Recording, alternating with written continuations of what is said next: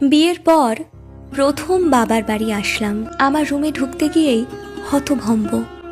মাকে গিয়ে বললাম, মা, আমার রুমে ভাইয়া থাকে না? মানে ভাইয়ার রুম তো ছিলই, আমার রুমটা কেন নিতে হবে? ধুর পাগলি মেয়ে, বাবার বাড়িতে মেয়েদের নিজস্ব বলে কিছু থাকে নাকি? স্বামীর সংসারই তো এখন তোর সংসার। মনের মধ্যে তীব্র ব্যথা চেপে রেখে বললাম, এখানে যখন আসবো থাকবো কোথায়?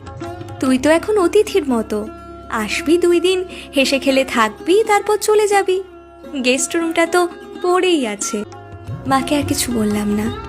বিয়ের 8 দিনের মাথায় আমার রুমটা এখন পুরোপুরি ভাইয়ার রুম হয়ে গেছে। এখন আমি তাহলে এই বাড়ির কেউ না, বাড়ির রাজকন্যা। 8 দিনে বাড়ির অতিথি হয়ে গেলাম। নীরবে কাঁদছি। এ কান্নার অর্থ শুধু মেয়েরাই বুঝবে, আর কেউ না।